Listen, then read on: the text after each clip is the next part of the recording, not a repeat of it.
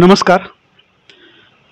आज आपण महाराष्ट्रातील ज्येष्ठ साहित्यिका ज्यांचं राज्यभर नाव आहे, की ज्यांच्या कविता वाचून अनेकांना प्रोत्साहन मिळालं, प्रेरणा मिळाली. मी तर माझ्या आयुष्यामध्ये जे पहिली कवयित्री बघितली माझ्या महाविद्यालयीन काळामध्ये, तर ती पहिली कवयित्री म्हणजे वासंती मिरू होत्या. तर मी त्यावेळी NSSला होतो आणि NSSमध्ये तुम्हाला बोलवलं होतं आणि त्यावेळी मी तुमच्या पहिली कविता एक कवयित्री म्हणून मी ज्यांना भेटलो तो पहिली कवयित्री तुम्ही होता. आणि ज्यांनी आपल्या स्वतःच्या आयुष्यामध्ये संघर्ष केलेला आहे. वयाच्या 26व्या वर्षी वैधव्य आल्यानंतर एखाद्या स्त्रीचा संघर्ष काय असतो ते आपण यांच्याकडून जाणून घेऊया. तर मला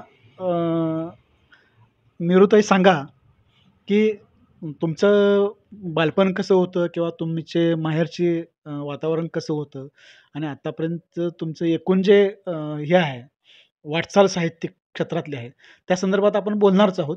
पण आपण बालपणापासून सुरुवात करूया. नमस्कार.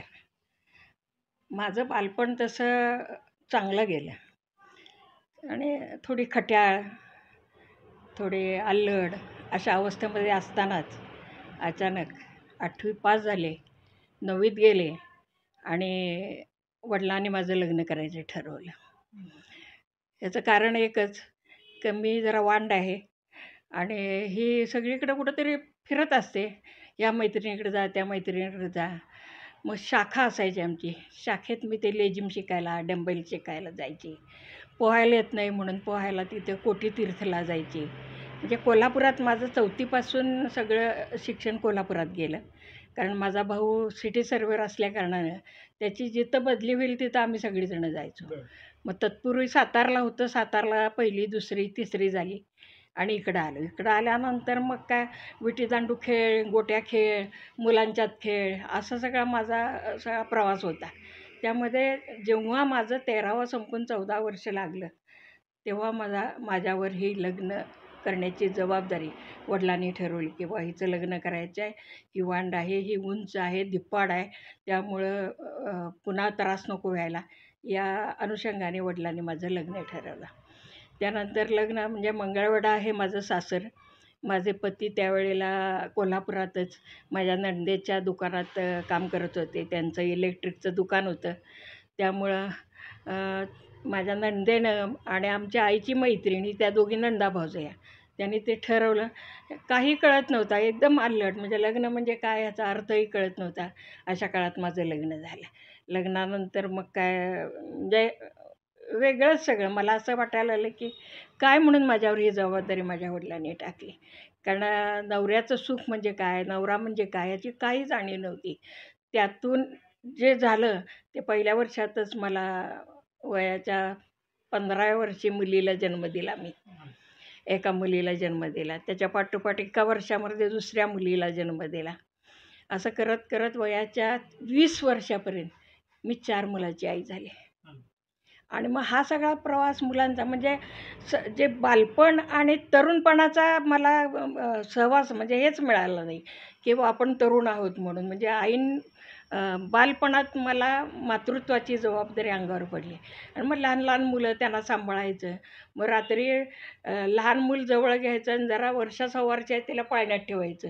भिंतीला टेकून असं बसायचं आणि पाळण्याची दोरी हलवायची. अशा अवस्थेमध्ये ह्या 4 मुलांचं संगोपन करत करत 12 वर्ष कशी सरली कळली नाही. दरम्यानच्या काळात 12 वर्षापूर्वी मला रक्ताच्या उलट्या झाल्या. आमच्या मंगळवेढ्याला खारं गोडं पाणी भरायचं हे सगळं. मग शेतीची कामं करायची, सायकलवरनं शेताला जायचं. मग 3ऱ्या मुलाच्या वेळेला मी गरोदर असताना 7वा महिना लागलेला असतानासुद्धा मी सायकलवरून पुढं एक मुलगी बसवायची, मागं एक कॅरेजवर मुलगी बसवायची आणि मग एक दगड बघायचा, दगडावर पाय ठेवून असं पाय टाकायचा. कारण त्यावेळी काही लेडीज सायकल नव्हती. त्यामुळे त्या सायकलवर बसून मी शेताला जायचे. हे अशी 4 वर्ष मी शेती केली. म्हणजे माझं मिस्टरचं निधन होईपर्यंतच्या काळातलं सांगते. आणि मग मला ते त्रास सहन झाला नाही आणि एकदम रक्ताच्या उलट्या झाल्या. त्यामुळं मी म्हटलं मला बापाच्याच घरात नेऊन सोडा, मला काही इथं राहायचं नाही, काय नाही. माझ्या मरणाचा, माझ्या जाळण्याचा बी खर्च तुम्हाला येऊ नये. कारण खूप नवऱ्याने त्रास दिला मला. मला भाकरी मोजून ठेवायची. दूध मुलाला अंगावर प्यायला मला घ्यायचं म्हटलं तरी जसं मूल एक एक वाढत गेलं तसं दुधाचा रतीब कमी होत गेला. परिस्थिती गरिबीची तिथंही म्हणजे अशीच अवस्था. नवरा काही काम करत नव्हता. इलेक्ट्रिक वायरमन होते, पण असं कुठंही काम त्यांना नोकरी किंवा काही नव्हतं. मग शेतीवर जे काही येईल, शेतीसुद्धा वाट्यानं लावलेली होती. म्हणजे मी शेवटची 4 वर्ष म्हणते ते मी मागं लागून आपण घरी करूया शेती, मी मदत करते, असं म्हणून आम्ही ती घरी ठेवलेली शेती ती 4 वर्ष आम्ही पुढं केली. म्हणजे जरा मुलं थोडी चालायला लागल्यावर. तिसरं मूल घरी डिलिव्हरी झाली, जुळं झालं मला. बरं. जुळं झालं, लहान बाळ दोन्ही होती, पण एक 6 तासच ते एक मूल राहिलं. मग दोन्ही एक मुलगा, एक मुलगी. का मुलगा होता हेही मला आठवत नाही. त्यावेळी माझी घरी आई आणि आमच्या नवऱ्याची आत्या होती आणि ते मूल 6 तासामध्ये गेलं. म्हणजे रात्री मला वाटतंय 10 सव्वा 10ला माझी डिलिव्हरी झाली आणि सकाळी 5:30-6च्या दरम्यान ते मूल गेलं. त्यात ती एक मुलगी 2 वर्षाची, दुसरी मुलगी 1 वर्षाची. त्या रडायला लागलेल्या आणि मलाही 2 झालेली म्हणून मी रडायला लागलेली. वयवर्ष 17-18 अशा ह्याच्यामध्ये आईनं मला जे इतकं सांभाळलं केलं, मी देवाला हात जोडले, बरं झालं माझं एक मूल गेलं. कशी सांभाळणार होती मी त्या दोन्ही पोरांना, कसं सांभाळणार होते ह्या 2 लेकरांना, असा मला एक तो. पण आता जाणीव होते माझं ते बाळ असतं तर. इतकं म्हणजे मला ते वाईट वाटलं, ते एक मूल गेल्यानंतर. त्याच्यानंतर परत 1 वर्ष, सव्वा वर्ष गेलं आणि धाकटा मुलगा झाला. म्हणजे अशी 4 मुलं, 2 पहिल्या मुली आणि नंतरची 2 मुलं. एक जे गेलं त्याच्यानंतर एक मुलगा झाला 2 वर्षामध्ये आणि असं ते वयाच्या 15 वर्षापासून 5 वर्षात, 6 वर्षामध्ये 4 मुलांची आई मी झालेली होते. आणि मग तो तर त्रास सहन झाला नाही माझ्या शरीराला आणि मग रक्ताच्या उलट्या झाल्यावर मी म्हटलं मी जाते माहेरी.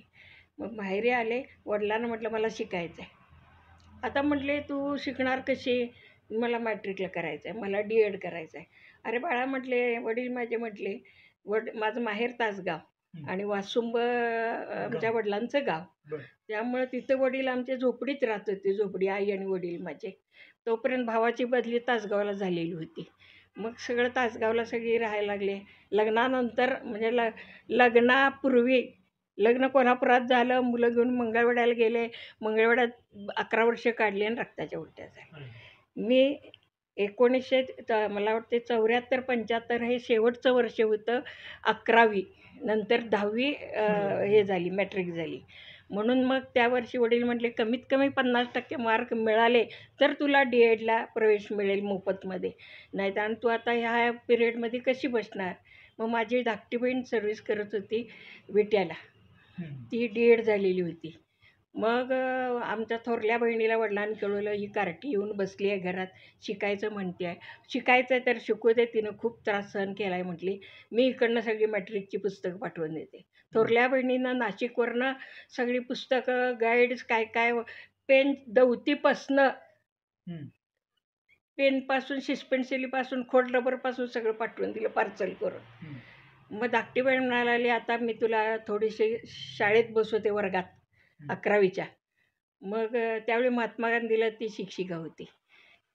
ठीक आहे म्हटलं, काय आता 4 पोराची आई, पोरं सगळी आईकडं आणलेली. मग मी मॅट्रिकला बसणार आहे म्हटल्यावर नवऱ्याला राग आला. माझी 2 मुलं घेऊन गेला तो, एक मुलगी आणि एक मुलगा घेऊन गेला. मग एक मुलगी आणि एक मुलगा धाकटा माझ्यापाशी होता. शिकले मी, मॅट्रिकला बसले. तिथं शाळेत वर्गात आता बाकीच्या सगळ्या 10वी-11वीच्या मुली, मी मोठी सगळ्यात. पण छान त्या मला जमवून घेतलं, मी त्यांना जमवून दिलं, ताई म्हणून राहायच्या. 3 महिने अभ्यास केला मी तिथं आणि मग ती जी पूर्वपरीक्षा असती ती मी शाळेत दिली. मग काही जरा कळायचं नाही. मग मी हळूच त्या अपेक्षित काढून बघायचं, त्यातलं बघून लिहायचं. मग मॅडम ज्या होत्या म्हटलं मॅडम लिहू नका तसं. तर म्हटलं आता थोडं लक्षात राहायला पाहिजे म्हटलं. मग तिनं आमच्या बहिणीला सांगितली की ही बघून पेपरला लिहित होती म्हणून. त्या काय मला बोलल्या नाहीत, परीक्षा असल्या कारणानं हे झालं. मग तिनं मला सगळी पण प्रश्नपत्रिका 10 वर्षाच्या पूर्वीच्या सगळ्या आणून दिल्या. मग पुन्हा मला वासुंब्याला आणलं आणि मग त्या प्रश्नपत्रिका सोडवत मी मॅट्रिकच्या परीक्षेला पुन्हा कोल्हापूरला माझं मी सेंट्रल घेतलं होतं. आणि मग त्या परीक्षेला मला अभिमान वाटतो की इतक्या वर्षानंतरसुद्धा मी बसली आहे 11 वर्षानं. म्हणजे मधला 9वी 10वी 11वीचा गॅप तो हा 3 वर्षाचा आणि लग्नानंतरच्या 11 वर्षाचा गॅप भरून काढून मला 72% मार्क पडले 11वीला. की त्यावेळेला माझ्याबरोबर बसलेले बरेचसे विद्यार्थी म्हणजे 9-10 विद्यार्थी पास झाले होते आणि त्यात मी पहिली होते. 7वी बोर्डाला सुद्धा मी कोल्हापूर जिल्ह्यात पहिली आले. अरे वा. बरं. 7वीला असतानाच एक प्रसंग असा की नगरपालिकेमध्ये रांगोळी प्रदर्शन भरलेलं होतं 1962 साली. आणि त्या प्रदर्शनामध्ये मी रांगोळी काढली होती अशी 5x5 एक चौकामध्ये असं भारताचा नकाशा, त्यामध्ये कबूतर आणि त्यामध्ये महात्मा गांधी, लोकमान्य टिळक आणि ज्योतिबा फुले यांचे चेहरे काढलेले होते. मग ते बघायला आलेली लोक सगळी पैसे टाकायला लागले त्याच्यावर. 1 आणा 2 आणे असे त्यावेळेला आणा 2 आणेच होतं 7वीला असताना. मग ते रांगोळी फिसकटायची.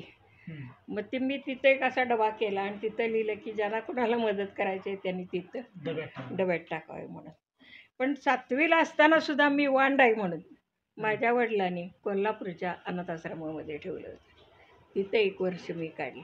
म्हणजे लहानपणीसुद्धा माझ्यावर जेव्हा त्यांना काय वाटत होतं त्यापेक्षा मला काय वाटतंय, म्हणजे मी अनाथ आहे, मला आईवडील असून सुद्धा मला कोण विचारत नाही, ही एक भावना निर्माण झाली. पण तिथं पण मी असे पाय रोवून की तिथल्या ज्या मेट्रन होत्या त्यांच्याबरोबर त्यांनी मला रांगोळी वगैरे घेऊन दिलेली. त्या ह्याच्यात अभिमानानं असं वाटतं की मला त्या रांगोळी स्पर्धेमध्ये पहिला नंबरचं बक्षीस मिळालं आणि ते बक्षीस मला नेहरूंच्या हस्ते दिलं गेलं. पंडित नेहरूंच्या पेंडू नेहरूंच्या हस्ते. भारताचे पहिले पंतप्रधान. भारताचे पहिले पंतप्रधान. आणि असा प्रवास माझा लहानपणाचा. आणि मग लग्नानंतर पुन्हा मॅट्रिकला बसले, मॅट्रिक पास झाले. पुन्हा नवरा आला मी नेणार आहे म्हणून. वडील म्हटले आम्ही पाठवत नाही. नाही म्हटले मी आता घेऊन जाणार आहे, नाहीतर मग माझी पोरं माझ्याकडे द्या, तुमच्या लेकीला तुमच्याकडे ठेवून घ्या. मी म्हटलं तर माझी लेकरं माझ्याजवळ नसतील तर मला जगण्यात काय अर्थ आहे. वडिलांना म्हटलं मी जाते. त्यावेळी वडिलांनी त्यांच्याकडनं कबूल करून घेतलं की पुन्हा त्रास देऊ नका, तिला मारहाण करू नका, तिला उपाशी ठेवू नका, असं असेल तर घेऊन जावं. नाही म्हटले मी इथनं तिला त्रास देणार नाही. आणि खरोखरच मला गेल्यानंतर माझा एक 8-9 महिने इतके आनंदात समाधानात गेले की आयुष्यभर त्या समाधानावर मी आज बी आहे. आणि अचानकपणे म्हणजे सगळं छान चाललेलं होतं, मुलं छान शाळा शिकत होती. मग मोठी मुलगी 5वीत गेलेली, त्याच्या पाठोपाठ दुसरी मुलगी, दोघी एकाच वर्गात होत्या, 5वीत गेलेली. आणि अचानक 19 फेब्रुवारीला सकाळ माझी वाईट गेली आणि माझ्या मिस्टरांचं हार्ट अटॅकनं निधन झालं. त्यानंतर मी पूर्ण कोलमडले. म्हणजे मी जवळजवळ 3-3.5 महिने बेशुद्ध अवस्थेत होते. भावाने मला इकडं तासगावला आणलं, हॉस्पिटलमध्ये ठेवलं. हॉस्पिटलमध्ये रोज मला 16 बाटल्या सलाईन लावून डॉक्टरांनी असं जगवलं की मला माणूस ओळखत नव्हता, काही कळत नव्हतं, चालायला येत नव्हतं. आणि पूर्णपणे मला असं म्हणजे कमरेखालचा सगळा भाग लोळा पडल्यागत झालं होतं. केवळ म्हणजे मी खचले, मनाने खचल्यामुळं. डॉक्टर सगळे म्हणायचे की आता ह्याला जगवायचं. त्याचं मग सारखं माझ्या उशाभाषाला डॉक्टर, ते शिकाऊ असलेले डॉक्टर सगळे, मॅडम तुम्हाला उठलं पाहिजे, तुमची मुलं लहान आहेत, तुम्हाला हे केलं पाहिजे. तोपर्यंत माझ्या दोन्ही मुलींना अनाथाश्रमात वडिलांनी ठेवलेलं होतं. आणि एक धाकटा मुलगा आणि एक मुलगी जवळ ठेवून घेतली होती. पुन्हा मग मी जरा थोडंसं बोलायला लागले, चालायला लागले, तर डॉक्टरांनी मला सांगितलं तुम्हाला आमचं शिक्षणाचा आम्ही सगळा खर्च करतो, तुम्ही नर्सिंग कोर्स करा. तर माझी मानसिकता नव्हतीच ती नर्सिंग करा वगैरे. आता माझी लेकरं शिकवायची, कमी शिकायचं. त्यामुळं माझ्यावर खूप असा हे झाला. आणि मग तिथनं मी बाहेर पडल्यानंतर बहिणीने मला नाशिकला नेलं. तिथं 1 वर्ष सर्व्हिस केली मी.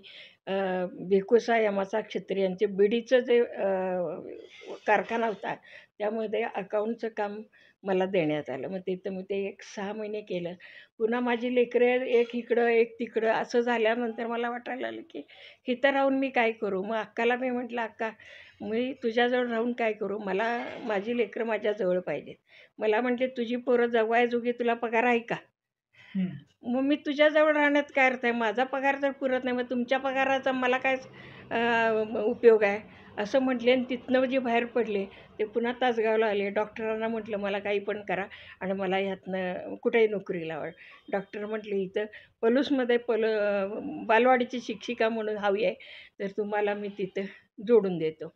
मग ते पूर्वी तिथं पण मी मंगळवेढ्याला 11 वर्ष बालवाडी चालवलेली बरं, होती. बरं. मुलांचा खर्च अनुभव आपला हां, भागावायसाठी. हां. तो अनुभव असल्याकारणानं पलूसमध्ये पहिल्यांदा मी 1976 साली मिस्टर गेल्यानंतर पलूसला बालवाडी शिक्षिका म्हणून आले आणि बालवाडी शिक्षिका म्हणून 1 वर्ष सर्व्हिस केली.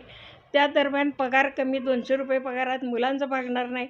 परत मुलं कोर्ट कमिटी करून पुन्हा 2 मुलं, एक मुलगा कुंडलला ठेवला, नाना पाटील बोर्डिंगला, हा धाकटा. पुन्हा थोरला मुलगा 4थीला गेलेला, त्याला पुणे विद्यार्थी वसतिगृहात. आणि ह्या 2 मुली हिंगण्याला स्त्री शिक्षण संस्थेमध्ये. 10वी माझी मुलं अनाथाश्रमामध्ये वाढली. त्यानंतर 1 वर्षानंतर ती बालवाडीची माझी नोकरी गेल्यानंतर मी सावंतपूरला जाऊन येऊन शिवण क्लास चालू केला. तिथं एक 8-10 महिला यायच्या, ₹100 मिळायचे, ₹10 फी. असं करत करत किर्लोस्कर कंपनीमध्ये महिला उद्योग लिमिटेडची जाहिरात आली. हं. त्या जाहिरात आल्यानंतर मी माझा अर्ज तिथं दिला. माझी लहान लेकरं आहेत, माझी मुलं माझ्याजवळ ठेवायची आणि मला नोकरीची गरज आहे. हं. त्या ह्याच्यावर किर्ल्यामुताई किर्लोस्करनी माझी 1.5 तास मुलाखत घेतली होती बरं. अरे वाह! आणि त्यामध्ये मी सगळी माझी कंडिशन सांगितली आणि मला त्यांनी नोकरीचा चान्स दिला सुपरवायझर म्हणून. लगेच पत्र आलं की तुम्हाला जुलैमध्ये जुलै 80 सालच्या जुलैमध्ये तुम्हाला नोकरी म्हणजे तुम्हाला हजर व्हायचं आहे ड्युटीसाठी. आता 2 महिने मध्ये होते. त्या 2 महिन्यामध्ये मी काय करू? मुलं तर जवळ नाहीत. त्यावेळेला मी कंपनीला आता किर्लोस्करवाडी पलूस करायला म्हटलं लुना गाडी घ्यावी. हं. म्हणून मी बँकेमध्ये लोन घेतलं. 6,000ला ती गाडी मला त्यावेळेला भेटली, लुना गाडी. मे महिना होता. मे, जून, जुलै 2 महिने मला होते हात. मी म्हटलं आता आपण बसून काय करायचं? लोकं कुठं गोव्याला जा सायकलवरनं आणि कुठं जा. लोकं सायकलवरनं कुठं कुठं जाऊन येतात ह्याच्यापर्यंत. आपण लुना घेऊन का जाऊ नये दिल्लीला आणि इंदिरा गांधीची भेट का घेऊ नये? बरं. अरे ही वाह! भावना निर्माण झाली. का तर मधले 2 महिने मला काय करायचं होतं. हां, हां, हां. दरम्यान माझे वडील औदुंबरला आले ते. हां. म्हणजे राहायला. मग तिथं त्याने माधुकरी 5 घरी माधुकरी मागून राहायचा तिथं त्यांनी हे घेतली, संधी घेतली. मग माझं जाणं येणं औदुंबरला होतं. पण माझे थोरल्या बहिणीचे मिस्टर जे होते, त्यांनी मला एकदा बोलले होते, "मिने तू एकदा गाडीवरनं कुठं दिल्ली-बिल्ली करतीस काय बघ." मग म्हटलं, "जाईन की," म्हटलं. असं ते त्यावेळेला बोललेलं आणि इथं मला तो संधी मिळाली. मग कारखान्यात ट्रक यायचे दिल्लीचे. बरं. त्या ड्रायव्हरना विचारलं, "तुम्ही कसं येता?" हां. मग ते म्हणायला लागले, की "काय नाही आम्ही इथनं नाशिक, पुणं, नाशिक करत, धुळं करत राजस्थान बाउंड्रीवरून दिल्लीला जातो." आता म्हटलंच नाशिक महाराष्ट्रात आहे, धुळं महाराष्ट्रात आहे, तिथंपर्यंत जाऊन बघूया. हां. आणि मग लुणावरनं माझी 3x6ची एक सतरंजी, एक शाल, माझे 2 साड्या आणि कंपनीने मला 2 ड्रेस शिवायला सांगितले होते. हं. पॅन्ट आणि मॅनीला बूट असा तो ड्रेस होता. म्हटलं काय नाही गाडीवरनं जाताना ड्रेस घालायचा, इंदिरा गांधीला भेटायला जाताना साडी नेसायची. बरं. मग ते 2 ड्रेस आणि पायात बूट घालून मी जी किक मारली गाडी. आता तासाला गाडीला ती गोळी यायची. मग ते गॅरेजवाल्याला विचारलं की गोळी कशी काढायची, प्लग कसा बदलायचा, त्याच्याकडनं शिकून घेतलं आणि मग ते बरं. प्लग काढायचा दुसरा काय म्हटलं एक 4 प्लग तुमच्याजवळ ठेवा. बरं, मग बरं. ते 4 प्लग बरोबर घेतले. एक 3,500-4,000 घेतले. त्यावेळी ₹8.5 का ₹18 लिटर तेल तेल होतं पेट्रोल आणि आमची टाकी म्हणजे 2.5 लिटरची. हां. ते 5 लिटर कॅन मध्येच कुठं जर नाही बसलं, हां. तर पेट्रोल पंप नसेल तर आपल्याला अडचण नको व्हायला. हं. म्हणून एक कॅन ती बळकटी मागं बांधलेली हं. आणि माझी गाडीला किक इथनं जी मारली ती सातारपर्यंत थेट गेले. सातारला जाताना जो चढ आहे तर काय गाडी चढेना, कुठं पाली सोडल्यानंतर चढ होता. तिथनं मग गाडी चालू करून नेली पुढेपर्यंत, मग गेली. आता कसं आहे, रस्ते काय त्यावेळेला थेट असतीलच असं नाही. मग एसट्या गाड्या कशा निघाल्यात, कुठल्या मार्गे निघाल्यात बघून आता सातारपर्यंत स्टँडपर्यंत गेले. तिथनं नाशिक गाडी कशी जाते त्याच्या मागं हळूहळू माझी गाडी मी सोडली.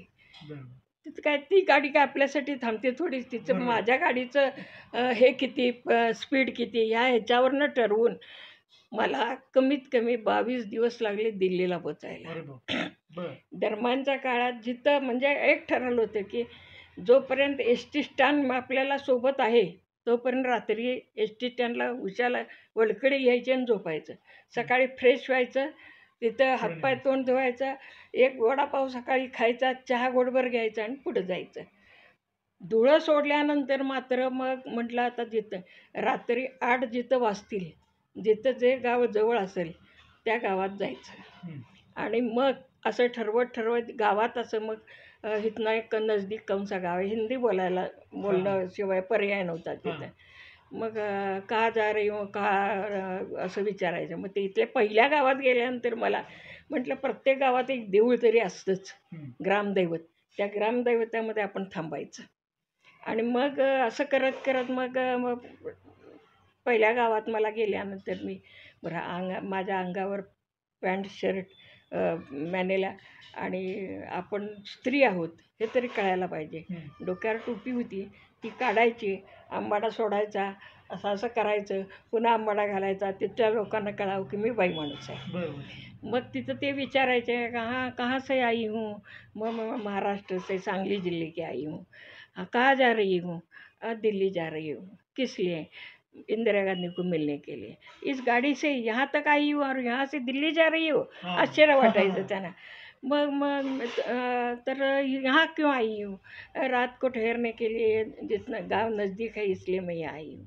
देखो बहन जी, ये इस मंदिर में औरत सोने के लिए ठीक नहीं लगता है, हमारे गांव के मुखिया के घर चलो.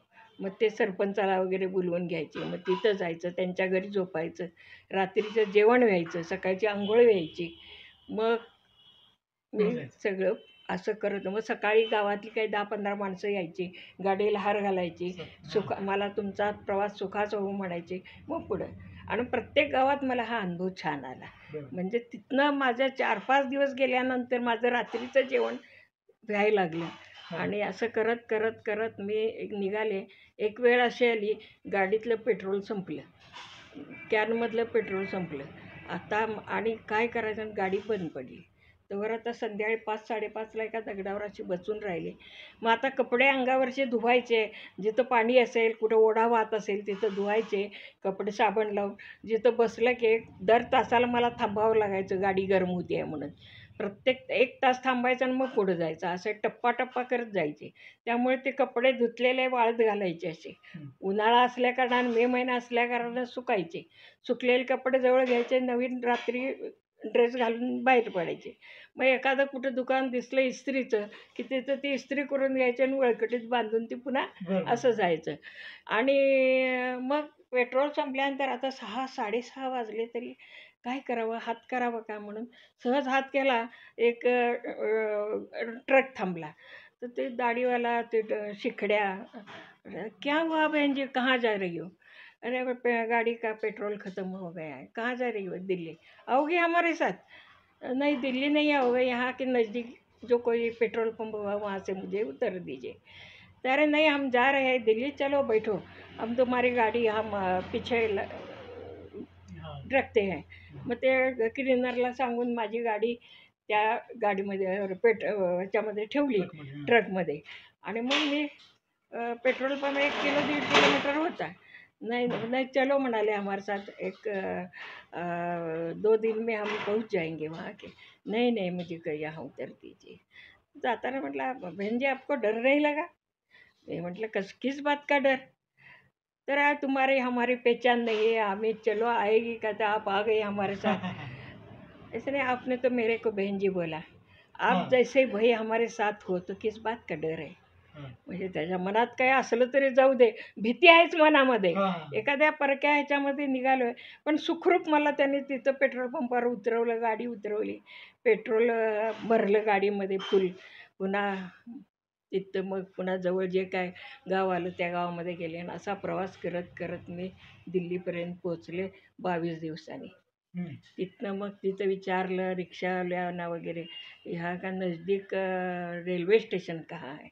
एकच की तिथं लेडीज कंपार्टमेंटमध्ये मला राहता येईल. बरोबर. आणि मग तिथनं तिथं विचारला तर कौन सा रेल्वे स्टेशन पे है, यहाँ 4 रेल्वे स्टेशन है, तर यहाँ से नज़दीक कौन सा है. ते म्हटले निजामुद्दीन रेल्वे स्टेशन नज़दीक है. तो इतना कितना किलोमीटर है, 6 किलोमीटर है. मतलब नज़दीक है, 6 किलोमीटर है. ठीक है बोले. मग रास्ता कौन सा है, कहाँ जाएगा, तर वो रिक्षावाला जा रहा है उसके पीछे जाओ. मग त्या रिक्षावाल्याच्या मागं असं करत करत मी एक रात्री 8-8:30ला तिथं पोचले. तिथं पोचल्यानंतर मग पहिल्यांदा तिथं विचारलं लेडीज रूम कहाँ आहे कंपार्टमेंट. तर ते सांगितले इधर आहे. मग तिथं गेले, माझी गाडीला कुलूप लावलं, वडकटी घेतली हातामध्ये आणि मी तिथं गेले. तिथं माझा ड्रेस असल्यावर म्हणले ओय हा नाही पुरुषों के लिए नाही आहे. नाही पुरुष नाही हो, मैं लेडीज हूँ. मग तिथं आत गेल्यानंतर जरा फ्रेश झाले, हे केलं आणि पथारी तिथं ती लेडीज झाडायला असते, ती कहाँ जाने वाली है. नहीं मैं यहाँ रहने वाली हूँ. नहीं नहीं ये 2 घंटे के लिए होता है यहाँ रुकने के लिए, अगर किसी कहाँ जाने वाली हो तो रुक जाइए, नहीं तो यहाँ नहीं रहने के लिए, मैं यही रहूँगी. मग ती गेली त्या रेल्वे स्टेशन मास्तरला बोलवायला. अभी एक औरत यहाँ रहने वाली है बोल रही है, चलो उसको काय. और वो लेडीज दिखती नहीं है, ड्रेस पुरुषों का ड्रेस डाल के आई है. तो क्या रेल्वे स्टेशन मास्तर आला, मला मी नमस्कार केला. कहाँ जा रही हो बहन जी. नहीं मैं यहाँ रहने वाली हूँ, मैं महाराष्ट्र से आई हूँ इंदिरा गांधी के मिलने के लिए. मेरे पास इतना पैसा नहीं है कि मैं किसी लॉज में रहूँ और उसका बिल दूँ. तो जब तक मेरा काम नहीं होता तब तक मैं यहाँ रहने वाली हूँ, आपके परवानगी चाहिए. तो म्हटला अरे भाई इतने दूर से आई हूँ, क्यों डरती हो, हम है ना तुम्हारे साथ. हाँ आपका खाना खाया है क्या. नहीं, आ जाओ मेरे कंपार्टमेंट में, मेरा डब्बा लगा है, वहाँ से खाना खा जाइए, और जितना दिन लगता है उतना दिन यहाँ रही हूँ. तिला सांगितले इथनं पुढे यांना काय बोलायचं नाही, जितना रहना चाहती है उतने रहने दो. मग त्यांनी मला एक किल्ली दिली, तिथलं एक कपाट सांगितलं, इस कपाट में रख लो अपना सामान. इतका म्हणजे मला समाधान की मी दिल्लीला पोहोचेपर्यंत मला इतके छान अनुभव आले, सगळेच अनुभव. म्हणजे मी एक स्त्री आहे, मला कुठला त्रास झाला नाही, अगदी बिनधास्तपणे मी दिल्लीपर्यंत पोहोचले. तिथं येणार जे पुरुष भेटले ते मला चांगलेच भेटले. आणि तिथं मग सकाळी विचारलं, मग त्या दिवशी रात्री आरामात झोपले. तिथं जेवण मस्त झालेलं होतं आणि सकाळी 6-6:30ला उठून आंघोळ वगैरे केली, सगळं आवरलं. आणि दूसरी लेडीज आली, कहाँ जाने वाली हो का, मेरे को बता दीजिए, मेरा यहाँ सामान है. म्हटलं मैं जाने वाली हूँ संसद भवन. मग तिला सांगितलं काल मला असं असं सांगितलं आहे म्हणून. मग बाहेर आले, गाडीची किल्ली काढली. तिथं रिक्षावाल्याला विचारलं मुझे संसद भवन जाना है, कहाँ जाना है, कैसा रास्ता तो मालूम चाहिए आपको. तर वो बोला की वो रिक्शा जाएगी संसद भवन में, तब तक यहाँ ठहरो. एक पॅसेंजर आले कुठं संसद भवन. तिथं कसं होतं रिक्षाना की तिकीट काढून रिक्षावाल्यांना हे केलेलं की बा ज्या रिक्षा खात्रीलायक असणाऱ्या रिक्षा, मग ते पॅसेंजर इतर रिक्षाकडे जायचे नाहीत, तिकीट काढून तिथं ते हा रिक्षा जोडलेली असायच्या. म्हणजे या रिक्षातून तुम्ही गेला तर तुम्हाला काही दगा नाही, तुम्हाला काही काळजी नाही, असं आहे नाही. मग ते 2 पॅसेंजर आले निघालेले संसद भवनला जायचं आहे म्हटल्यावर त्यांच्या मागं माझी गाडी लावली. मग जवळजवळ 6-7 किलोमीटर ते पण त्या रेल्वे स्टेशनपासून संसद भवनला गेले. गाडी एका ह्याला लावली, त्यांच्या गाड्या जिथं लावतात तिथं, आणि निघाले. तरा साडी वगैरे नेसलेली मी. निघाल्यानंतर तिथे दोघंजण बंदूकधारी आले. म्हटले कहाँ जा रही हो? मुझे इंदिरा गांधी को मिलना है. आपके पास कोई पहचान पत्र है? त्यावेळी कुठलं आधार कार्ड आणि कुठलं काय आणि कुठलं पहचानपत्र. त्याला म्हटलं मैं जो खुद हूँ मेरी पहचान. ऐसा नहीं, आपका कोई खत होगा तो मिल सकती है. नहीं मेरे पास तो नहीं, आप मिल नहीं सकती. न क्यों नाही मिल सकते. मग थोडा वाद घातला मी. मग आता काय करायचं म्हणून वाट बघत बघत बघत 4 वाजले आणि काय मला त्यानं सोडलं नाही. परत 5:30 वाजता संध्याकाळच्या आत परत जागेवर येऊन थांबले रेल्वे स्टेशनला. दुसऱ्या दिवशी परत उठले. परत ठरल्याप्रमाणे एखाद्या रिक्षाच्या मागे जायचं आणि संसद भवनपर्यंत तिला जायचं. परत दुसरा तो हे कहाँ जा रही हूँ? नहीं मुझे मिलना है. ऐसे नहीं मिल सकती आप. क्यों नाही मिल सकती. इतक्यात 2:30-3 वाजायच्या दरम्यान मी आपली भांडते त्याच्याबरोबर. थोडं थांबणार, हाताची घडी घालून उभं राहणार, लॉनवर बसणार तिथं. आणि मग इतक्यात इंदिरा गांधीजीच बाहेर आल्या आणि गाडीत आता यायला लागल्यात. भेटायचं, पाया पडायचं, भेटणं एवढंच काम, काहीच नाही. भेटायचं आहे एवढं खरं. आणि तरा निघाले तर दोन बंदूकधारी पुन्हा आले जातील. कहाँ जा रही हो? कहाँ जा रही हो? ती गाडीत बसताना मला म्हणे कोण आहे आवरत? कोई नहीं, कल से पड़ी है यहाँ से. ह्याच्या दारात पडल्या तो म्हटला कल से यहाँ से आ रही है आपको मिलने के लिए. ती गडबडीत असल्या कारणाने गेली, पण तिने मला बघितलेलं. आता ती गेल्या म्हटल्यावर थांबण्यात काय अर्थ नाही. काय वाटेल झालं तरी उद्या भेटायचंच. म्हणून मग तिसऱ्या दिवशी परत गेले. परत गेल्यानंतर मग परत तिसरा वॉचमन आला तिथे. कहाँ जा रही हूँ, कहाँ जा रही हूँ. मग तर तिथं आतमध्ये जिथं इंदिरा गांधीजींचं ऑफिस होतं तिथं एक माणूस बसलेला मला रोज बघतोय. ही बाई काय येते आहे म्हणून. त्यानं त्या वॉचमन म्हटला वो कौन है औरत, कहाँ से आई उसको पूछो. मग त्यानं ते वॉचमन मला म्हणाले तुम्ही कहाँ से आई हूँ का. तर मी त्यानं म्हटलं मी सांगलीतनं आलेलं आहे, महाराष्ट्रामधून आले आहे, इंदिरा गांधीजींना भेटायचं आहे. मी मराठीत बोलल्यावर तो आला बाहेर. तो म्हटला तुम्ही कुठून आलाय? तर म्हटलं मी सांगलीहून आले आहे. म्हणजे मराठी बोलतोय. म्हटलं मी साताराच आहे. म्हटलं अरे वा. म्हटलं मग तुम्हाला काय पाहिजे? काय नाही म्हटलं मला मॅडमला भेटायचं आहे. काय मला त्यांच्याकडनं काही नको, फक्त मी लोणावळावरनं आली आहे, त्यांना भेटायचं, त्यांच्या पाया पडायचं आणि निघून जायचं. एवढंच. मला काय त्यांच्याकडे मागणी नाही, काय नाही. फक्त मी महाराष्ट्रातून लोणावळावरनं मराठीत बोलल्यामुळं मलाही समाधान झालं. मग त्याने काय केलं, ठीक आहे म्हटलं मी तुम्हाला चिठ्ठी देतो. मग माझं लिहून त्याने एक चिठ्ठी करून असं महाराष्ट्रातून एक महिला तुम्हाला भेटण्यासाठी आलेली आहे म्हणून त्याने आज चिठ्ठी पाठवली. मग आज जरा मिटिंग चाललेली होती. एक अर्धा तास थांबायला लागलं मला. अर्ध्या तासानंतर मला आतमध्ये बोलवलं. मग इंदिरा गांधीचं ऑफिस म्हणजे काय, एवढं मोठं टेबल ते सगळं आलिशान. तिथं गेल्यानंतर मी नमस्कार केला. चाकाच्या खुर्च्या, बसायला येईना लवकर, मागं सरकायला लागल्या. मग त्याला उडी मारून पटकन बसले त्याच्यावर, नमस्कार केला. हां कहाँ से आई हूँ. म्हटलं सांगली से आई हूँ. हां वसंत दादा की गाव की. असं बोलल्या त्या. म्हणजे ते हे होते ना मुख्यमंत्री. हाँ तो क्या चाहिए. कुछ नहीं चाहिए, आपको मिलना था. मैं लूना गाड़ी मोपेड से आई हूँ यहाँ. लूना गाड़ी वो उतनी छोटी, इतने से वहाँ से यहाँ तक आ गई. कितने दिन लगे. 22 दिन लगे. कहीं कहाँ रुकी हो. सांगितलं Nizamuddin railway station ladies compartment में. अच्छा क्या चाहिए. कुछ नहीं चाहिए, आपको मिलने के लिए आई हूँ. अरे बाप रे. क्या म्हणजे मुझे मिलने के लिए वहाँ से यहाँ तक गाड़ी से आई हूँ. बहुत अच्छा आहे. मग मी उठले सरळ आणि अशी वळून टेबलपाशी त्यांच्याजवळ गेले आणि नमस्कार केला. त्या उठून उभा राहिल्या. त्याने मला मिठी मारल्यावर मला पण इतका समाधान वाटलं की आयुष्यात मी काहीतरी मला मिळालं.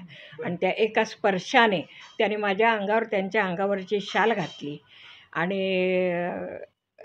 मला एक 3,500चा चेक त्यांनी लिहून दिला.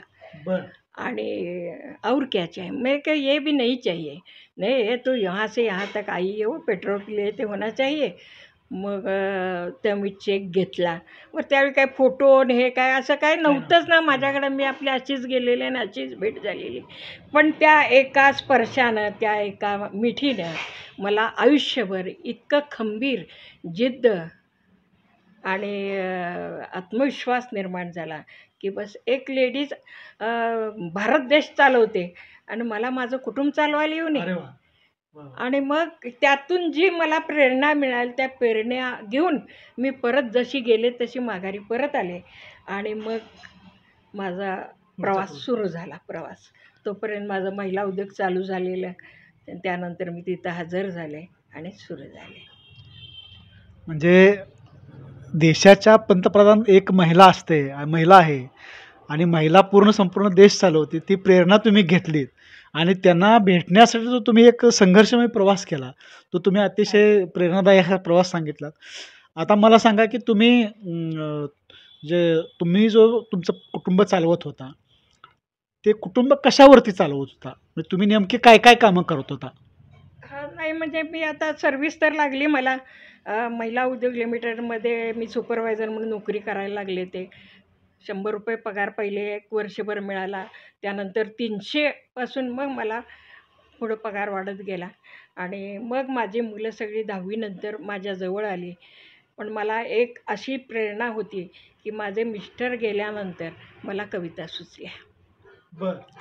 तोपर्यंत साहित्य, कविता ह्याचा मला काहीही गंध नव्हता किंवा मी अशा कुठल्या कविता वाचल्या नव्हत्या. कुणाची माझ्यावर पकड नव्हती. पण माझे वडील स्वातंत्र्य सैनिक होते, आणखीन ते प्रकाशक होते पुस्तकाचे. तो एकच संदर्भ त्यांच्या बाबतीमध्ये मला हे केला आणि त्या कवितेच्या माध्यमातून मी असं म्हणजे औदुंबरला त्यावेळी साहित्य संमेलन भरायचं. वडील माझे औदुंबरला असल्याकारणानं माझी पहिली कविता मी औदुंबरच्या साहित्य संमेलनात वाचली 1981 साली. बरं. आणि मग त्या कवितेचा प्रवास असा सुरू राहिला. त्यानंतर औदुंबरसारख्या शहरामध्ये एका छोट्या गावामध्ये साहित्य संमेलन भरते आणि मग आपण का भरवू नये असे डोक्यामध्ये बरेच विचार होते. पण त्यासाठी बराच काळ गेला कारण कौटुंबिक जबाबदारी माझ्यावर होती, माझ्या मुलांची जबाबदारी होती. आणि मग ते कविता करत करत माझा मग एक संग्रह निघाला. काळीच खुणा नावाचा काव्यसंग्रह काढला.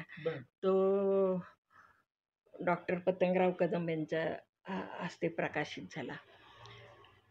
1989 साली मी पलूसमध्ये पहिलं साहित्य संमेलन सुरू केलं आणि ते त्यावेळेला शिवाजीराव सावंत पहिले अध्यक्ष होते. दुसऱ्यांदा परत आपले शिवणीकर, राघव शिवणीकर यांना केलं. पुन्हा नारायण सुर्वेंपासून जे साहित्य अखिल भारतीय साहित्य संमेलनाचे अध्यक्ष झाले ते सगळे आपल्या साहित्य संमेलनाला मी बोलवले. मोठमोठे साहित्यिक आले. त्यामध्ये साहित्याची प्रेरणा आपल्या पलूस गावामध्ये वाचनाची आवड निर्माण व्हावी, कविता लिहिता याव्यात, साहित्यिक निर्माण व्हावे हा एक उद्देश ठेवून मी ते साहित्य संमेलन माझ्या वडिलांच्या स्मृतिप्रित्यर्थ मी ठेवलं. माझे वडील 84ला गेले, आई 85ला गेली. पण माझ्या आईवडिलांचे माझ्यावर संस्कार होते. वडील माझे स्वातंत्र्य सैनिक होते आणि त्यांचा एक माझ्यावर आणि वयाच्या 26व्या वर्षी 25वं संपलं, 26वं लागलं आणि मिस्टरांचं निधन झालं. त्यावेळीसुद्धा वडिलांनी मला सांगितलं की तुला काय लग्न करायचं असेल तर बघ मुलं सांभाळतो. मला माझ्या आयुष्यात नवऱ्याचं सुख नसेल तर मी लग्नाचा माझ्या डोक्यात विचारही नाही.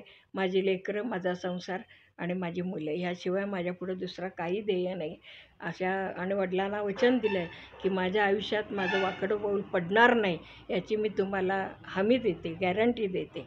आणि खरोखरच त्यांना दिले त्यांचा आशीर्वाद आणि हे आजपर्यंत माझं चारित्र्य, इंदिरा गांधीची भेट आणि मला मिळालेला आत्मविश्वास ह्या जिद्दीनं मी पुढची वाटचाल चालू ठेवली. तर ते आता तुम्ही साहित्य संमेलनाचं हे पण सांगितलं. तर तुमच्या एकूण आता पुस्तकं किती प्रकाशित झालेली आहेत आणि त्या पुस्तकाला पुरस्कार किती मिळालेले आहेत? हां, तर माझं काळीच खुणा हा काव्यसंग्रह प्रकाशित झाला. त्याला पहिला सुधांशू पुरस्कार मला औदुंबरचा मिळाला. त्यानंतर जवळजवळ एक 8 ते 10 पुरस्कार त्या पुस्तकाला मिळाले काळीच खुणाला. त्यानंतर माझा एक कथासंग्रह आला. तो संग्रह म्हणजे वरात नावाचा, त्याला 13 पुरस्कार मिळाले. आणि त्यानंतर 2019ला माझा आत्मचरित्र प्रकाशित झालं. उद्ध्वस्त मनाचा गाभारा असं या पुस्तकाचं नाव आहे. ह्या पुस्तकाला 28 पुरस्कार मिळाले. या पुस्तकात ह्या आत्मचरित्राला. हा आत्मचरित्राला खूप मला 300-350 पत्र आली. फोन येतात दररोज, अजूनही फोन येतात.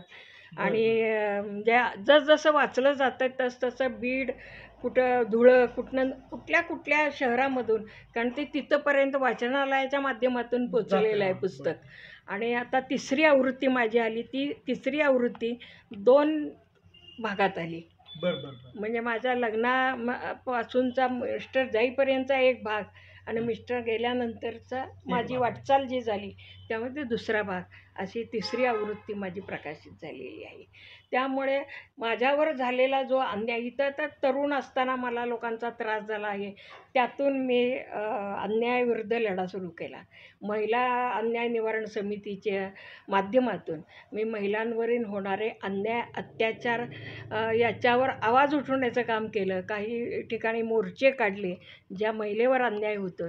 कारण अजूनही इतकं झालं तरी अजून समाजातली महिला सुरक्षित नाही, याची अजूनही खंत मनामध्ये आहे की हे कधी हा जो महिलांच्याकडे बघण्याचा दृष्टिकोन समाजाचा, पुरुषांचा कधी बदलणार, याची मला फार खंत आहे की अजूनही का माझी मुलगी जन्माला आलेल्या मुलीपासून ते आता वयस्कर 80 वर्षाच्या बाईपर्यंतची बाई सुरक्षित नाही.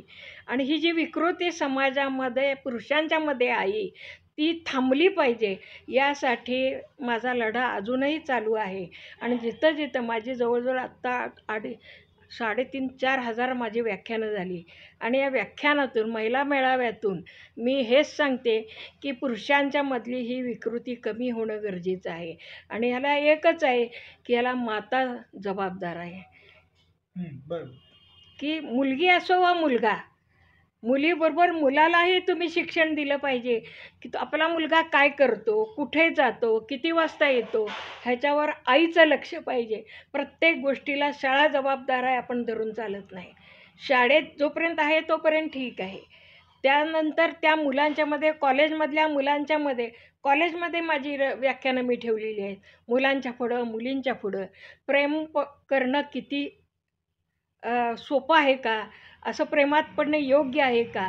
आज आपण जातपात जरी मानत नसलो तरी पालकांना ते पटत नाही की जातीतच आपली मुलगी लग्न केलं पाहिजे. तो अजून समाज सुधारलेला नाही आहे.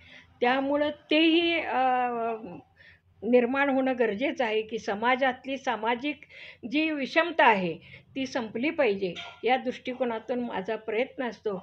गेल्या 2-3 दिवसापूर्वीच एक पालक माझ्याकडे मुलीला घेऊन आले सांगलीहून, आणि मला म्हणायला लागले की आमची ही मुलगी आत्ता 18 संपून 19 वय लागले, आणि आम्ही आहे माझ्याचं आणि तो मुलगा आहे माझ्याचा, आणि तो जिम चालवतो. ही जिममध्ये मुलगी माझी जायला आल्यापासून 4 महिन्यामध्ये हा प्रकार पडला, आणि तुम्ही तिचं काउन्सिलिंग करा. मुलगी बोलतच नाही, काही सांगतच नाही. त्यामुळं आम्हाला तो मुलगा पसंत नाही. मग त्या सगळ्यांना बाहेर घालवलं आणि फक्त मुलीशी मी बोलले. आणि मुलीला म्हटलं, बाळा मला एक सांग, किती महिने झाले तुझी ह्याची ओळख झाली? तर म्हटली आत्ता 2.5-3 महिने झाले. 2.5-3 महिन्यात तू त्या मुलावर प्रेम करायला लागलीस, त्यांच्यावर पळून जायचा विचार करतेस. मला एक सांग बाळा, म्हटलं आज आईवडिलांनी तुझ्यासाठी लहानपणापासून जे काय तुला कळतंय असं तुझे हट्ट पुरवले, तुला शिक्षण दिलं, आजपर्यंत 12वीपर्यंत शिक्षण दिलं, आता तू सेकंडरीला आहेस. यामध्ये आई, वडील आणि तुझा हा छोटा भाऊ, हे प्रेम श्रेष्ठ आहे का हे 2.5 महिन्याचं प्रेम श्रेष्ठ आहे? एवढंच मला तू सांग, आणि मग तू ठरव की मला काय करायचं आहे. इतकं सोपं आहे का रे बाळा, म्हटलं आई वडिलांना विसरणं. आणि ज्या वेळेला तू त्याच्याबरोबर पळून जाशील त्यावेळेला तुझ्या बापाचं घर तुझ्यासाठी बंद झालेलं असेल, आणि पुन्हा जर 3-4 महिन्यामध्ये तुझं नाही पटलं आणि तू जर माहेरी यायची म्हटलीस, बाप तुला घरात घेणार नाही. अशा वेळी तू काय करशील? अक्षरशः ती मुलगी मला गळा पडून रडली. तर मॅडम माझी चूक झाली, मी नाही आईवडिलांना सोडून जाणार. हे ऐकल्यानंतर मनाचं समाधान झालं. सगळ्यांना आत बोलवलं, आईला आणि वडिलांना सांगितलं, माझी नात मला सांगितलं आहे, मला तिने वचन दिलं आहे की मी नाही पळून जाणार. आता फक्त एकच करायचं आहे, मला त्या मुलाला भेटायचं आहे. मग दुसऱ्या दिवशी परत आम्ही सांगलीला मिनाला. मी म्हटलं मी एस टीने येऊ शकत नाही, मला तुम्ही गाडी घेऊन जा, माझं ऑपरेशन झालेलं आहे. तो माणूस घरी गाडी घेऊन आला आणि परवा दिवशी मी त्या मुलाला बोलवून घेतलं. तो मुलगा त्याचे मित्र घेऊन आला. त्याला म्हटलं, का रे बाबा, इनोसंट असणाऱ्या मुलींना तुम्ही प्रेमात ओढता आणि अशी की बा मुलगी आईवडिलांना सोडून तुझ्याबरोबर पळून यायला, असं काय तिला ते हिप्नोटिझम केलं? बरोबर. काय केलंस तू त्या मुलीला? मुलगी समोर बसवली, अशीच बसवली इथं. त्याला मुलगा मला समोर घेतला, सगळे त्याचे मित्र वगैरे होते. नाही, आमचं प्रेमाचा अर्थ सांग मला नेमकी. म्हटलं प्रेम म्हणजे काय? मुलीला हिप्नोटाईज करायचं, तिच्यावर प्रेम असल्याचा दाखला म्हणजे मी तुझ्यासाठी माझं तुझ्यावर खूप प्रेम आहे, मी तुझ्याशिवाय जगू शकत नाही म्हटली की पोरगीचं प्रेम तुझ्यावर बसलं आणि तू तिला घेऊन निघालस. असं काय केलंस तू? आता तुला एक सांगते बाळा, ह्या मुलीच्या आईवडिलांची इच्छा नाही तुझ्याबरोबर लग्न करून देण्याची. तुला 1,00,000 रुपये पगार असू दे, प्रश्न तो नाही. आणि मुलगीला मी सांगितलं होतं की तू तुझ्या तोंडाने सांगायचं आहे, मला करिअर करायचं आहे, मला शिकायचं आहे, मी तुझ्याबरोबर येऊ शकत नाही, हे तुझ्या तोंडाने तू त्याला सांगायचं आहे. त्यामुळे ती मुलगी डोळ्यात पाणी आलं तिच्या सांगताना पण. म्हणजे तिला असं वाटायला की ह्यानं एवढा मला विश्वास दिला आहे आणि मी आता हेच सांगते आहे. बोल म्हटलं तू. आणि मग त्याला सांगितलं की आता माझी नाही तर तुझी कुणाचीच होऊन देणार नाही, म्हणून भोसकाबुसकी करायची, तिच्यावर ॲसिड फेकायचं, असले प्रकार करणार असलास तर मला आत्ताच सांग, ह्या मुलीची इच्छा नाही आहे तुझ्याबरोबर येण्याची. नाही मॅडम म्हटलं, मी असं काही करणार नाही, मी पण सामाजिक कार्य करतो, माझं जिम आहे, मला आत्ताच नोकरी लागली आहे रेल्वेमध्ये. मॅडम मला तुमचा स्वभाव आवडला आणि यातून मी तुमचे शब्द पाळीन. उठून निघाला. म्हटलं कुठं निघालास? मला लिहून पाहिजे दोघांचं. मी असं करणार नाही म्हणून लिहून पाहिजे. म्हणजे ही आता काल परवाची गोष्ट आहे म्हणून मी आज सांगते यामध्ये. कारण आज काय घडतंय आणि त्या पालकांना माझ्याकडे यावंसं वाटलं. मी त्या मुलीला त्यातनं वाचवण्याचा प्रयत्न केला आणि पुन्हा आता मुलगा तो मुंबईला गेला आणि रात्री मला फोन आला, मॅडम खरंच तुमचा स्वभाव मला आवडला आणि आम्हाला गरज आहे तुमच्यासारख्याची. आणि नाही म्हटलं मी, आता तुम्ही सांगितलं मी नाही तिच्या वाटेला जाणार.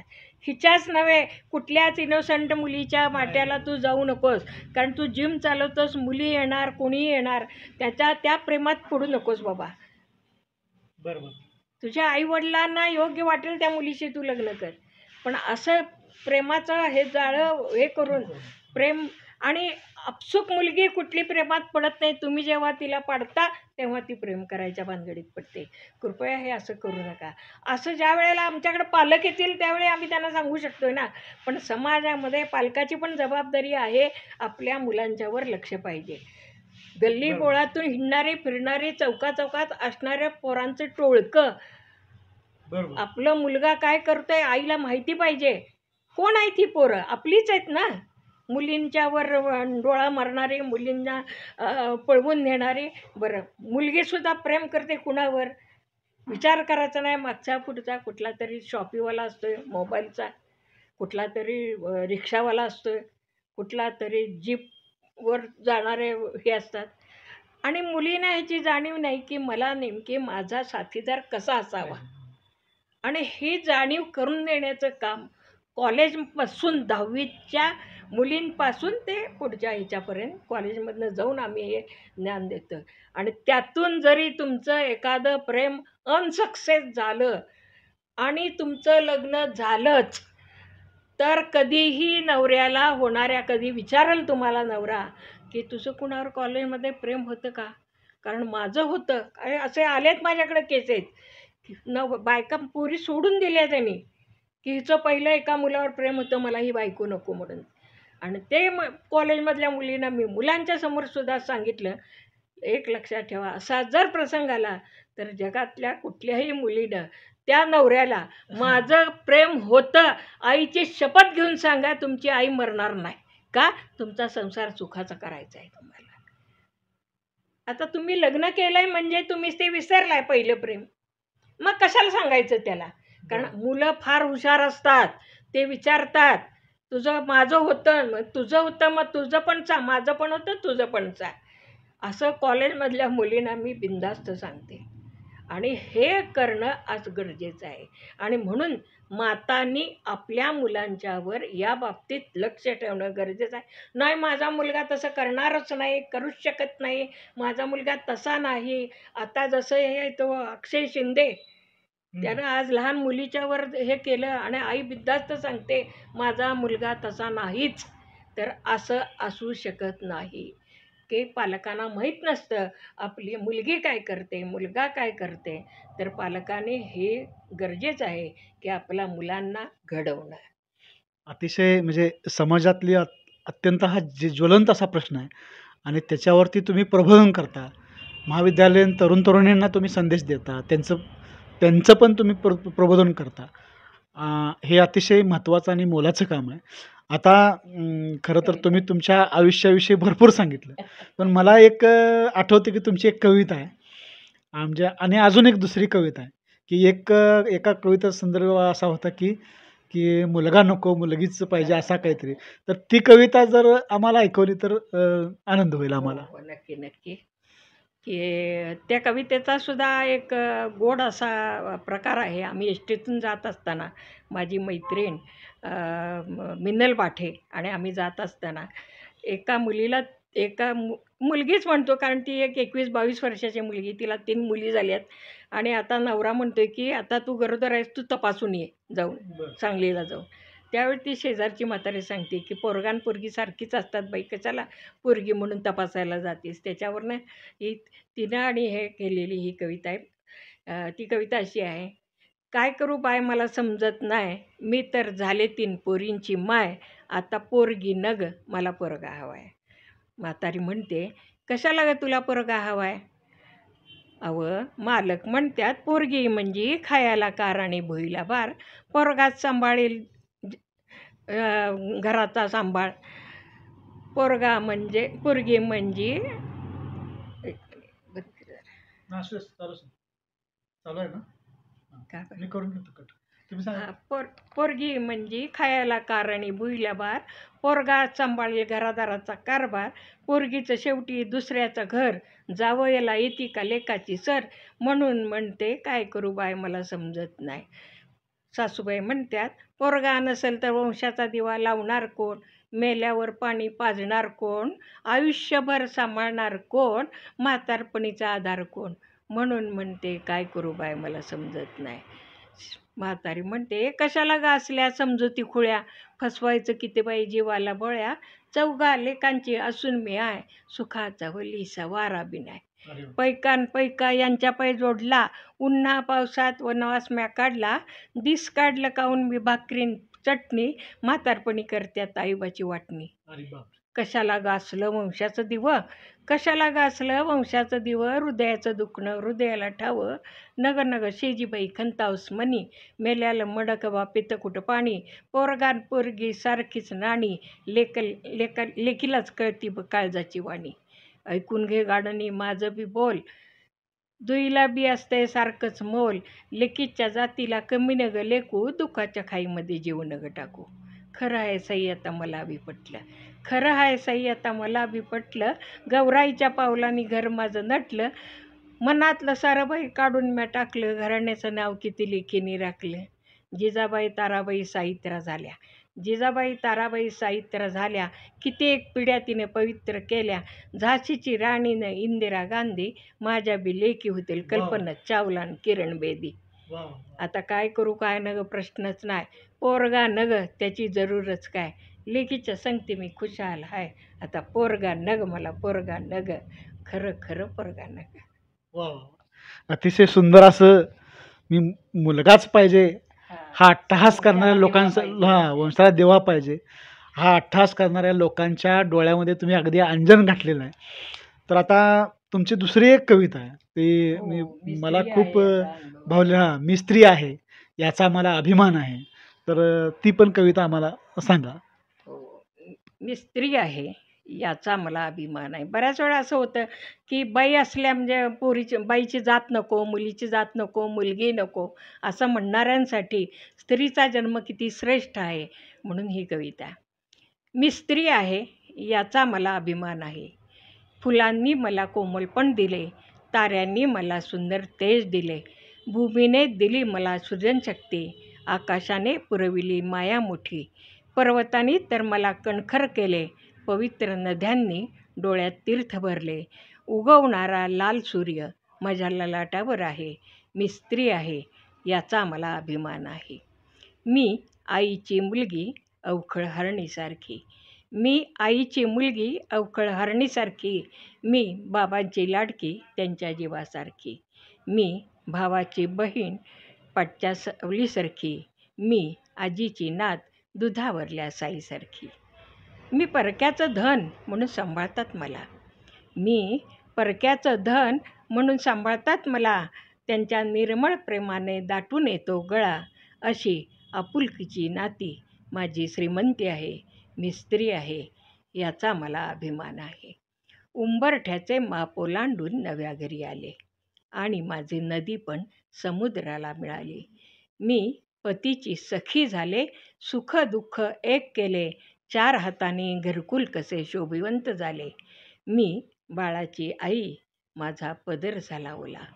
मी बाळाची आई माझा पदर झाला ओला. संसाराचा मळा तर असा बहरून आला. मी सुखासिनी, मी सुहासिनी. घर मंदिर आहे. मी स्त्री आहे याचा मला अभिमान आहे. ऊन सोसून चांदणं फुलविते सर्वांवर धरते छाया. ऊन सोसून चांदणं फुलविते सर्वांवर धरते छाया. देवांनीही हट्ट करावा अशी पुरविते माया. मी विश्वरथाच्या रथाचे गतिमान चाक आहे. मी स्त्री आहे याचा मला अभिमान आहे. मी स्त्री आहे याचा मला अभिमान आहे. नमस्कार. अतिशय सुंदर अशा अनेक कविता आहेत त्यांच्या आणि वेगवेगळ्या कविता कवी संमेलनांमध्ये वगैरे त्यांनी असे गाजवलेल्या आहेत कविता. तर मी या मुलाखतीचा खरं तर मुलाखत ही एवढ्या एका भेटीमध्ये न संपण्यासारखी आहे. कारण त्यांच्या आयुष्यात अनेक अशा प्रसंग येऊन गेलेले आहेत की त्यांनी खूप संघर्ष केलेला आहे. अनेक लोकांच्या बरोबर त्यांनी संघर्ष करून त्यांना नामोहरम केलेलं आहे. बऱ्याच वेळा अगदी पोलीस स्टेशनच्या पायऱ्यासुद्धा चढलेल्या आहेत आणि स्वतःसाठी संघर्ष करता करता समाजासाठी संघर्ष करणाऱ्या या माऊलीला आपण आज भेटलो. त्यांच्या आयुष्याची वाटचाल आपण बघितली आणि तुम्ही जे शेवटच्या त्या कवितेमध्ये जे म्हटला की मी विश्वरथाचे चाक आहे, मी स्त्री आहे याचा मला अभिमान आहे. तर आज आम्ही तुमची मुलाखत घेतली याचा सुद्धा आम्हाला अभिमान वाटतो. मला पण समाधान आहे की आज तुम्ही माझी मुलाखत घ्यायला आलात आणि की मला माझ्या मनातल्या भावना व्यक्त करण्याची संधी दिली. याबद्दल तुम्हाला खरोखरच मनापासून धन्यवाद. तुमचे आशीर्वाद आम्हाला असेच राहू देत आणि तुमच्या ह्या मुलाखतीतून अनेक मुलींना, अनेक महिलांना, अनेक स्त्रियांना नक्कीच त्यांच्या आयुष्यामध्ये पुढे जाण्याची प्रेरणा मिळेल आशा धरतो. आणि आपण आमच्याशी संवाद साधलात. एका स्त्री शक्तीशी साधलेला हा आमचा संवाद आहे. तर आमच्याशी संवाद साधलात त्याबद्दल मी प्रतिष्ठा न्यूजच्या वतीनं मी आपणास धन्यवाद देतो. धन्यवाद.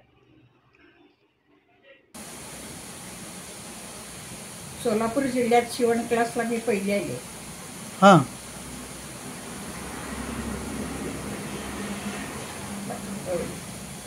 हां